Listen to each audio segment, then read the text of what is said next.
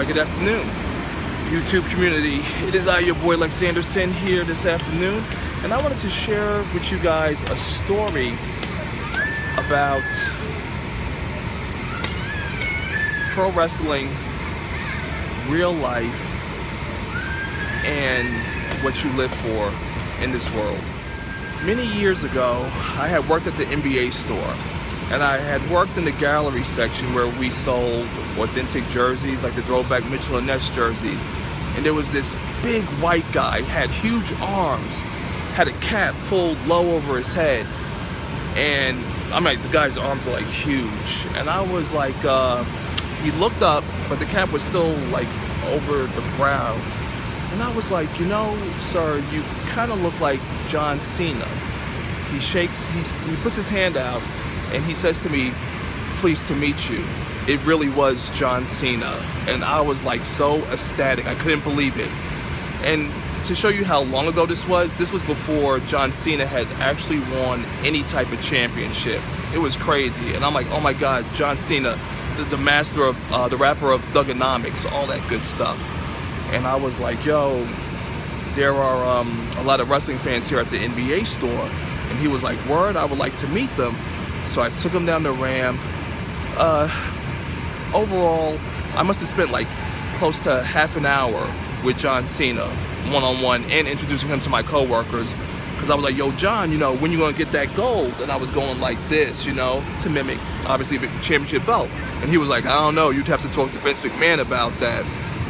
So then when we came back upstairs, I showed him what kind of throwback jerseys to cop. You know, I recommended the Patrick Ewing, which he brought. Plus, he was in New York City, and he copped another jersey, which I forget. But that following Monday, I saw him on Raw, and he had on the Patrick Ewing jersey, which I helped him pick out, and of course, rung him up. And so, you know, when I think back to all those times, you know, here we are like, you know, 15 some odd years later, and John Cena's become like a 15-time champion, and he's well decorated. And, you know, people like to get on wrestling about being fake and scripted, but generally the message that some wrestlers have do inspire other people in real life, which is why I am sharing this story with you. And, you know, John Cena's thing is to never give up, never give up, never give in. And that resonates with me as having actually seen him and stuff. And last year, me and my girl went to see 2 in-house shows. And in-house is when you see a wrestling show on a Saturday, not the Monday Raw or the Thursday SmackDown. So we saw him twice last year. The first time, you know, he was just John Cena, but the second time was when he had won both the championship belts. So I finally got to see him in a wrestling match in which he was the champion.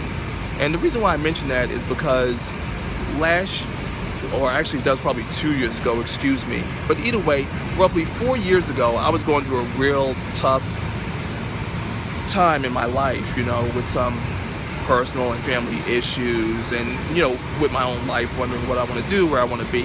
And, you know, I was watching a lot of wrestling during that time, and, you know, seeing John Cena come out, and he's just like, never give up, and he's shouting out cancer patients in the audience, and it's like, yeah, you know, that's the same guy who I saw and took like 30 minutes of his time with me just talking to him, and, you know, showing him co-workers who are wrestling fans and appreciate his style of wrestling. And it's like, you know, when you have that kind of bond, it's like no one can ever say or tell me anything bad about John Cena.